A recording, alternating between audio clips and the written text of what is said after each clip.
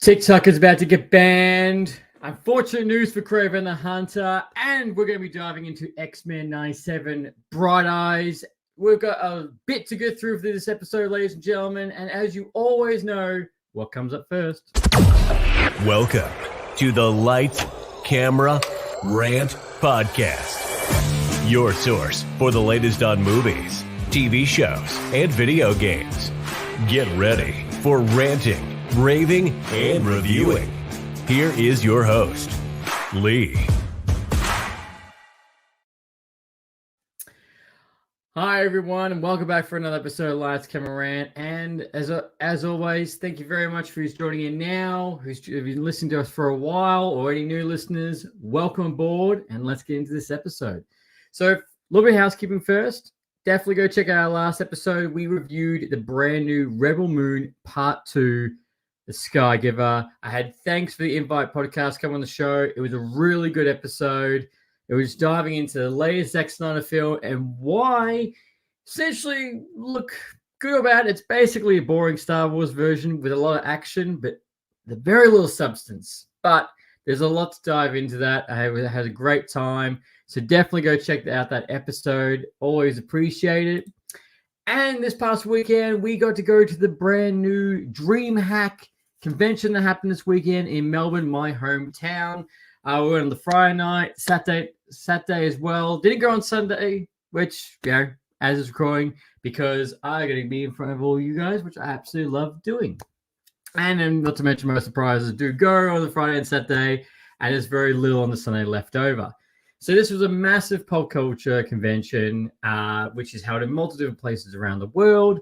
This is the first time I've ever gone to DreamHack, and it was a great experience. There was so many people, so many cosplayers, so many content creators. It was great chatting with all of them, seeing what different people would do, seeing how, everyone's really cool business cards. That was really fantastic. My good friend Mark My Words, he was also up there streaming as well. It was absolute props for him. He had a blast and had a really good time. And not to mention, there was a Counter-Strike. I've never been to a Counter-Strike tournament before and went and watched it. Unfortunately, one of the teams got absolutely creamed repeatedly I think at the end of the match, it was about 12-1. So it was like, oh, yeah, they didn't do too well at all.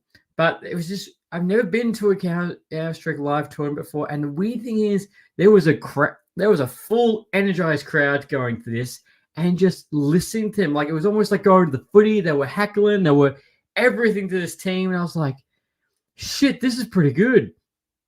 So I was saying to my friends, like, we need to go to more of these. This was awesome to watch. And yes, we did get to see a team get completely creamed, but it was still really good to watch. So that was a great experience. Got some free merch, got a monster hat, got heaps of monster cans. I'm giving out that for free. And there was this absolute surprise mail concert. There was a kick streamer called Grim or Lord Grim, depending on how you want to put it.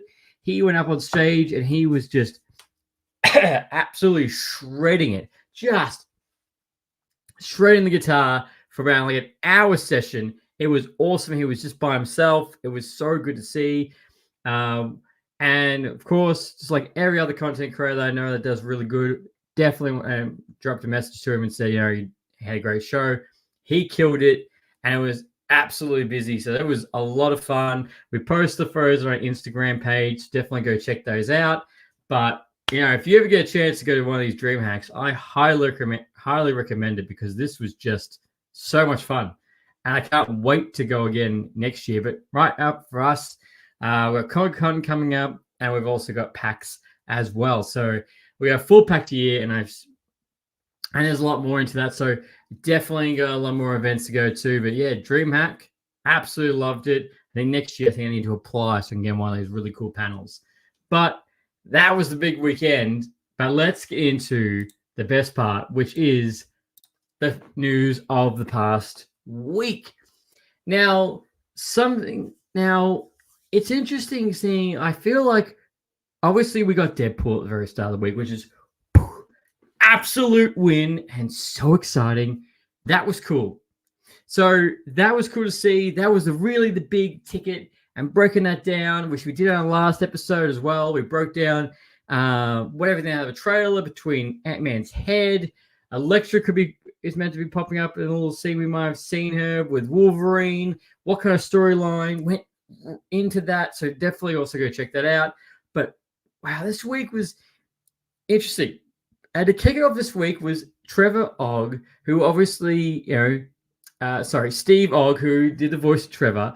He came forward in a recent interview that apparently he recorded lines for a Trevor DLC in which basically Trevor was playing a James Bond-esque secret spy, and there's a whole mission around it. But he said he recorded it ages ago, and obviously we've never seen it. Now, Grand Theft Auto 5 has done so much on all the content, online content they've given us since the game released, and it's grown. Everything they've added, but there was always going to be, that was announced originally, there was going to be more single player DLC that would be coming out, and we never saw that.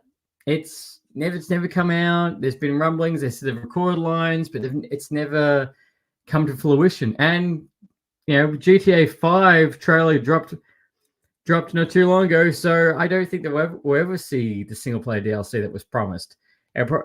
But we were really cool to see what this mission is. It was really cool to see what entailed and what this was going to be with the single player mission. So it sucks, but look, we still got a lot. We still got a lot with everything that came with Grand Theft Auto 5. But yeah, Steve Ogg did mention that. And I thought, sucks. Like, what if we did get like that? What was going to be? That's one of the big questions. I was like, what was it going to be? Also, what's going to be is that there's a rumor going around that Wesley Snipes will be returning as Blade in some capacity in the multiverse saga in the MCU.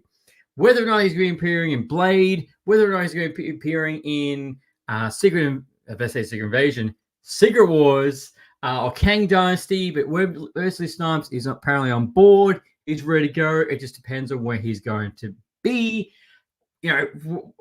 Hell, we could see him in Deadpool 3, because I know Ryan Reynolds and Hugh Jackman will have that on the table as well. So he could very much be popping up in there, and that's right around the corner too. I'm really excited for Deadpool, but at the same time, I'm really like, oh shit, because when that comes out, that's going to be in July. Half the year is gone when that finally comes out. I'm like, holy shit, where has the year gone? And it's like that. But saying that, do you want to see Wesley Snipes return as Blade? Is it a cameo you don't want, or do you want to see? I really want to know. But yeah, Deadpool 3, maybe in the Blade movie, which the Blade movie apparently is meant to start shooting this summer in Mexico. So maybe it'll be a little bit like Dusk to Dawn, vampires, Western. Take my money. But you tell me, where do you want to see Wesley Snipes as Blade appear in the MCU? Definitely right. Yeah, this is getting controversial on what is going to happen for TikTok, ladies and gentlemen, boys and girls of all ages. So this has been a rumbling about TikTok getting banned in the US for seems like forever that this is going to happen. It's going to happen. It's not going to happen. Where is it sitting? Where's it going to go? Are they going to sell? Are they not going to sell? They're going to split the company? How's it going? So Joe Biden has just recently signed off on a brand new bill what's going to affect TikTok, and say that TikTok needs to sell to American company or sell a portion to American company, or they get banned in the US entirely. Now, that's just it's just ridiculous to really think about the fact that an app could be banned like that. An app that really is somewhat like YouTube. It's just content creation. Yes, there's more on it, but I just think to myself, I'm like, where were all those people that TikTok has become, their livelihood? It's become it's what's bringing the dosh, it's bringing in the money. They're doing all that, and now potentially they're going to be at a pocket in 9 months. They will have, a portion of the audience will be gone. They'll still have an audience, but a major audience will be gone and could very much affect their income on all that going. And look, big thing with TikTok is that TikTok was already really massive, but COVID really right up, skyrocketed even further because everyone was stuck at home. So everyone's going to do content creation and consume more content. So there was a lot of brand new content creators that came from COVID lockdowns and COVID in Thailand that 2 years. So TikTok absolutely boomed. But seeing if it gets banned, like what's going to happen? Like how audience is going to shift? Apparently, the owners of TikTok have said that they have no plans to sell whatsoever and will fight the fact that it's unjust, the fact that an app can be banned like this. And I know there's a lot of people going, "Oh, TikTok's bad. TikTok's taking details. They're tracking us and all this." I'm like, yeah, but there's no really concrete evidence about this. Not to mention, there's other companies out there, many companies that take your information and they do it straight to your face, and you don't realize, and you just like, yeah, cool. So, there's a lot of companies that do that. TikTok just might be a little bit more discreet, but you're putting all your information in there anyway. So, whose fault is it? But look, what do you guys think? Like, do you think TikTok should be banned? Do you think it's wrong? Or do you think it's just a ridiculous and absurd thing that you're like, this is just stupid? A long list of stupid things that be on the list. Definitely let me know. But look, if you're a content creator and TikTok is your livelihood and it's bringing in the money, I'd love to know your opinion on how you feel about this, because TikTok might be going bye-bye in 9 months, which is ridiculous to think about. Now, this was interesting and kind of not surprised. Aaron Sorkin, who wrote and directed The Social Network and also Social Network and A Few Good Men. Apparently, he's recently said in an interview he's currently working on a brand new script or movie that he's going to be working on. He's going to be working on a movie that's about the January 6th riots that happened on the US Capitol. Now, when I saw this, I was like, I'm not surprised. Not surprised at all, because any major event like that, there's going to be a movie, there's multiple movies about COVID, so there's going to be a movie about this. What kind of shape or form it's going to take is completely up in the air on what this is going to look like, and the type of film it's going to be, really. Like, whose point of view, how much is going to be based on true life, how much is going to be half true story and half Hollywood, of course. But don't you guys worry, there is a movie coming out that will be coming out about that massive riot that happened on Capital City. So so he's just writing it now. I predict you're probably looking about 2026, 2027 for the entire movie. Very curious to know what the cast is going to be. So keep you guys eyes watch for that. Oh my God, I can't believe this. Sony, what are you doing? Honestly, I feel like that is just the message to send to them is, what are you doing, Sony? Seriously. So Kraven the Hunter has been delayed again. It's been delayed again. So it's been moved from its original date to December. December the 13th. I was about to say 10th. It's December the 13th. Kraven the Hunter has been delayed to December the 13th. That's just ridiculous. Redonkulous even. Like, why are you pushing this back again? What's wrong with the movie? Because it got pushed back an entire year because it was meant to come out in October last year. It was originally meant to come out in October this year, but now it's been pushed back again. And yeah, that's right. Mr. The Mad Boys for Life on the YouTube chat. Kraven the Hunter delay with angry face. Dude, I agree. Sony's with Madam Web. Not to mention, I think actually, now that I'm saying it, I didn't even think of it, but does that oh no, No, they push it back because of Venom 3, but because that's in October as well. But Kraven fans, it is really, really not looking good for Kraven the Hunter. And look, as I always say, I hope it beats my expectations, but getting delayed twice, Sony's making it. This ain't looking good. And my condolences, because this very well could be a giant pile of trash, just like Madam Web. I hope it doesn't, but it's not looking good. Are you looking forward to seeing Kraven the Hunter this Christmas? Nearly 15 months. 15 months since it was last. It will be originally meant to come out. But yeah, so now I'm just angry. Yeah, I agree with you, man. It is not looking for good that at all. One Piece fans. So One Piece, get ready to set sail on 2025. Producer change. That's a new producer has joined the cast and crew for the upcoming season 2 of One Piece, and it is rumored that 2025 we will see the brand new season of One Piece, which did fantastic on Netflix. Yes, it did have its critics, like anything. So get ready for that. There was always going to be critics, but One Piece 2025, that looks like it's going to be the good time. Very curious to see what they're going to change and what they're going to take into season 2.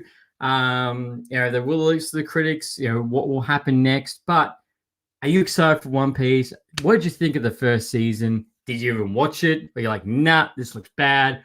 I'm ready for season 2. Absolutely brilliant.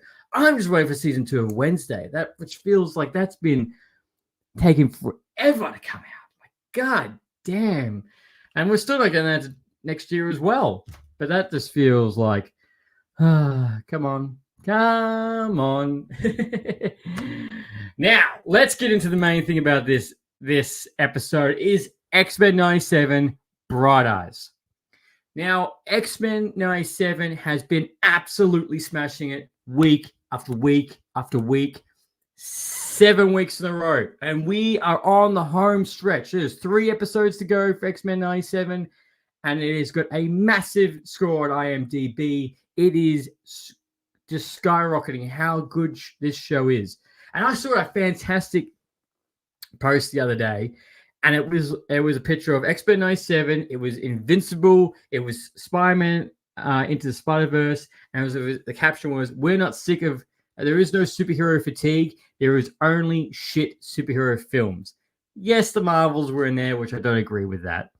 But yes, Madam Web was in that. Venom 2 was in it, and a couple others as well, which I do agree that was pile of shit. But X-Men is just doing. It's an interesting show because you're going back into this world of X-Men where it actually is the full X-Men. And right now, it is a great time to be an X-Men fan. So strap yourselves in, ladies and gentlemen. If you are putting this on the back burner, you are absolutely missing out. Now, this is a continuation, obviously, from the original TV show, but aesthetically, it looks fantastic. In every episode, I'm a bit on the edge of my seat. And this particular episode, I know a lot of people have been waiting 2 weeks for this. So 2 episodes ago, we got Remember It, the absolutely heartbreaking, shattering, gut-wrenching, everything you want to call it, massacre that was what happened on Genosha. Now, last week's episode was the Life and Death Part 2, which was Storm and Forge. And then we saw them catch up to what happened to Genosha. So we've been waiting like 2 weeks. Like, what's been happening? What's happening? What's the fallout? Like, what's happening with the team? Which we get this right now. Now, this episode does start very sad with Gambit's funeral, which you feel, and with Nightcrawler doing the eulogy. And, of course, Rogue isn't there. And I would like to say hi to Mr. Mark My Words. The man, the myth, the legend, who is at DreamHack at the moment.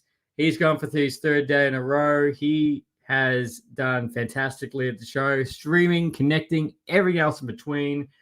And he's going to have an episode about DreamHack coming out soon. So if you haven't already, definitely go subscribe to his show, and his channel. Sorry. But of course, when we go into this funeral, Rogue isn't there, and I feel like I didn't really think about this and all the work. I didn't really think about this season, but Rogue has the same powers as Miss Marvel, which you find out if you watch the original X-Men TV show and why she does and why she has the abilities that she does have, which is not shown in the films at all. At all, it's not shown what she can actually do. But Rogue very much is that same thing as like with Superman. What if Superman goes rogue? What if something just snaps and Rogue just goes, you know what? Fuck, stuff all this. Let's just go nuts into this. I've had enough of playing the hero. I've had enough playing the bad guy. Sorry, the goody two shoes. Let's go deep. And we get an awesome action scene where she just rips the American military, absolutely pummels them, and just showing her full force of her strength. Now, the reason why is that we get a nice cameo of Thunderbolt Ross, which I think we all know who Thunderbolt Ross is and his connection. And she is after Gyrick and Trask because she wants to capture them, but I think we all know what she really wants to do. She wants to absolutely murder them without a shadow of a doubt. And which leads to her getting a wonderful cameo of Captain America hiding out, and he's also chasing Trask and Gyrick at the same time. They have a great interaction with each other, and it really does show that, as good as a hero as Captain America is, which we did see in the films, that's portrayed really well, is that he struggles with what's right and wrong because of what he's wearing and because of his symbol. Rogue does say to him, come with me to Mexico and let's go get him so you show that you support mutants. And he says, he's like, I can't go bashing heads in Mexico wearing this uniform. It sends the wrong message. And he said, well, she gets annoyed because, if you're not going to help me, then you don't need this. And she does the dick thing of just throwing Captain America's shield so far. I'm like, no, if you're not going to help me, I'm not going to help you either. And Captain America doesn't really do anything. He doesn't really say anything, but you can just see his face, this animated face. He's a bit like he's annoyed, but he understands her grief. He understands why she's angry. Okay, he does say, Captain America does say a lot more with what Genosha has happened. It's affect a lot more than just you mutants. He does say that, which we also get the logo OZT. And an entire episode they're trying to figure out what that means. Which for comic book fans like myself, that is Operation Zero Tolerance, which sounds as brutal, negative as you want. That's exactly how it's going to sound, is how that is going to look. So she goes off to Mexico to go find Gyrick.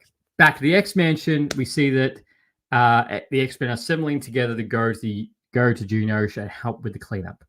Well, cleanup is probably a really bad word of what's happened with the massive genocide that's happened on that country. Now, it's struggling because Scott gets annoyed because the UN is no longer going to be helping due to they've been helping this entire time, and they can't help anymore because they haven't found any more survivors. So the X-Men go there to go help, and it's just a war zone. It's just sad, the grief, like you feel the weight of what's happened in here. Also, I forgot to mention spoilers, left, right, and center. So if you made it this far, I appreciate it, but I really haven't seen anything too massive. It has been about 3 days since it's been out, so I think we passed the it's been too long. And then we see the help with the cleanup. We see Beast have a very heated conversation with Tilly, the reporter who was there at the X-Mansion. I feel this is it's interesting. We're seeing Beast, who's always on the fence with everything. He's never fully angry. He's not fully upset. He's always very diplomatic. But he has a bit of a heated conversation with the reporter Tilly, and we get to see that side of him that, even Beast is broken with what's happened. And he's just done. He's just done with everything. He's done with humans. Not saying he's pushed to the same side as Rogue, but you can just feel that his soul is a bit crushed.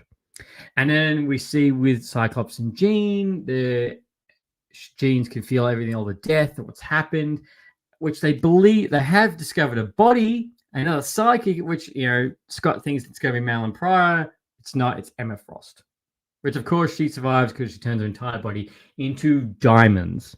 So that's what, of course, it's going to happen like that. She's going to turn diamonds and survive because Emma Frost. And then it's led to Trask sends a message to the X-Men saying, you need to come and see what's happening in Madripoor and see what Sinister has done and why. And he feels bad. Like, I'm a monster. I am. You need to go check this out. So all the X-Men head over to Madripoor. They pick up Rogue, who does find Garrick, absorb his power, absorbs him, which he passes out, of course. And she wakes up away from him. And then we also get this person, this purple and black person, go up to Garrick and kill him like that. Just, nope, gone. Do not need you anymore. And he says that too. Like you're done. I don't need you anymore. So Garrick is finally dead. But then again, as one madman disappears, another even bigger madman takes his place. Isn't that a saying? And all that. So what happens after that is they head to Madripoor. They see Trask. Trask explains what's happening, that there's a secret group, which is the OZT. They're working for someone else. Sinister's working out. He's ready to go. I love Morph. Morph's like, let's go. He's like, oh, what's going on? I was like, let's go ask the poor man's Oppenheimer, where Trask is about to jump and kill himself. He tells the X-Men everything he does know. Rogue grabs him and says, there's more you can tell us. And he's like, I've got nothing to tell. And she's like, same. And she drops him. And it's like the X-Men like, because he's gonna die. Which, you hear him smack the ground and you think he's dead. And then suddenly 2 seconds later, explosion, massive. Rogue is down 1 hit. We get Prime. Trask, which is essentially, how can I put it? Synthetics, robots, sentinels that look like robots, that looks like humans, but they're absolutely powered to shit. They're not these big, bulky robots. They're more like Terminators. Actually, yeah, Prime Terminators, Terminators of, and not looking like Nimrod. Nothing like that. That's what these are like, and they're brutal. They're strong. This one nearly takes out the entire X-Men team. If it isn't for Cable, who rocks up with looks like an EMP spike to take it out, which he does explain. Which we finally, after so long, we get the whole connection that Jean and Cyclops realize that Cyclops is their son. Sorry, Cable is their son. So we finally get that scene, which is really short, and he does say, like, we haven't got time for the reunion, Dad. We need to get this settled, or there is going to be no future that we can take that is going to be left to talk about. So that's that scene, and that sets off to that. And then we get this character called Bastion, and he's talking to Sinister, and he's talking about this massive plan he has. He knows he was able to hack into the X-Men satellite. He shows the fact that Charles Xavier is alive. And he says, Sinister's like, they've been saying this entire lie that Xavier died. But the X-Men don't know he's alive. They don't know he's alive at all. So they're in the dark as much as possible. And it looks like Bastion is going to put this on the big screen and show the entire world and put the X-Men as their Genosha's their fault. And they've been lying to the people. And I love, there's actually a little bit of a line that I do love. And it makes me really excited about this villain. And Sinister's basically saying, I would have done like this, I would have done like that, why have we done like this? And Bastion turns around and goes, look, mate, I'm doing everything opposite you would do because you've been doing that since 1992 and it hasn't worked for you. So I'm doing everything opposite. That all you villains have done the same, which I did a lot. That was like, I like the nod. So he says that, and he talks about that plan too, and then he finds Magneto. Then he shows Magneto tied up with the collar, and he starts shaving him. And he's like, is I've got a big plan for you. So Magneto's alive. So does that mean all the X-Men are alive? Did the beam? Well, definitely anyone who's hit with the beam, are they alive? That's the biggest question. Unfortunately, Gambit is indeed dead because of how he went out. So I know there's a whole bunch of where as we ended in the last 3 episodes, the whole obviously with Cable is the whole thing, the fact that they're going to go back and someone's going to go back in time travel to skip, so Genosha never happened. But here's the thing: is there's a part of me as a fan. I didn't want Gambit to die. There's a part of me, they should go back in time and show Genosha never happened. So get to all live in prosperity and all together. But at the same time, as a story person, I know this might be controversial. I don't want them to reverse what happened to Genosha in that event. I feel like that event was so impactful, so big. The fact that it should be continuing the story and the gravity of those events should be felt, and rebuild. Something so big shouldn't just be washed away. Now I'm saying it like at the same time I'm thinking about Infinity War and Endgame. Like, yes, that was really big. They did do that. So very much what we could be seeing is what happened with Infinity War and Endgame is that they're going to go back and fix the entire problem, but there might be a new villain going into it. So yeah, part of me is like, I don't want. Then again, saying that, even though what the events did happen in Infinity War, Endgame, with for a very, very, very long time, what the events with Endgame were still being felt. So it's much of us. I don't want them to forget what's happened. But Charles Xavier is coming back. That we are going into the last 3 episodes now. Very much like yourselves, as soon as I finished the episode, I looked at it and I was like, who in all blazes, who the hell is Bastion? I was like, where do you come from? Why have I never heard you? And what's your connection to the X-Men? Because I was like, I thought he was going to be a different villain, but I can't remember what I was thinking of, but I was like, who the hell are you? So Bastion has been around since 1996. He first appeared in X-Men 52. He has been in multiple video games, but he wasn't in the original TV show. He wasn't in the original TV show. He hasn't been in any medium so far except for video games and comics. And basically, he is a combination between Mastermold, and Nimrod. Basically, a blend of 2 characters. So he's pretty powerful, and he's behind Operation Zero Tolerance. That's what he's going to. He's all that. So he's.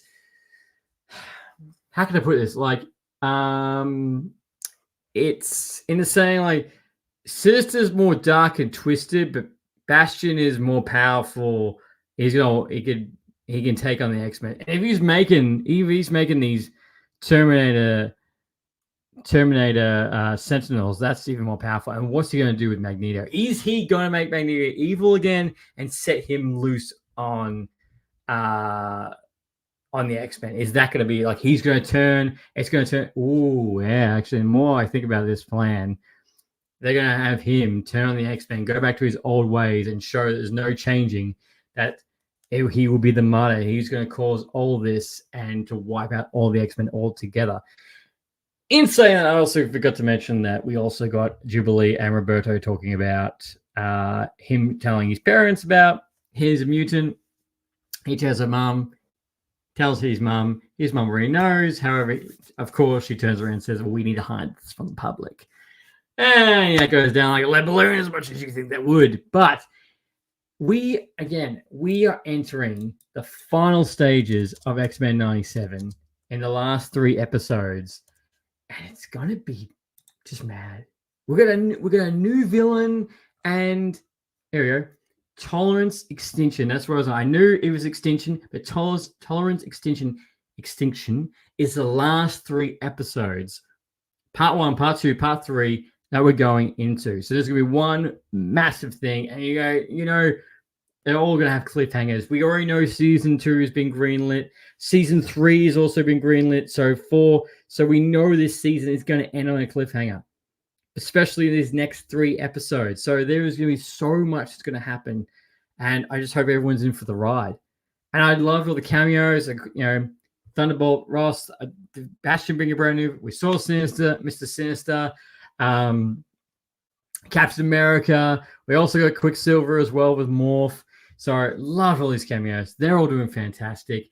And as mentioned last week, we've got a very special guest podcast that's coming in for the last episode of X-Men 97, where we're going to be reviewing the entire show from start to finish, the good, the bad, the extinction, the inertia, all together, and what we're going to predict to season 2.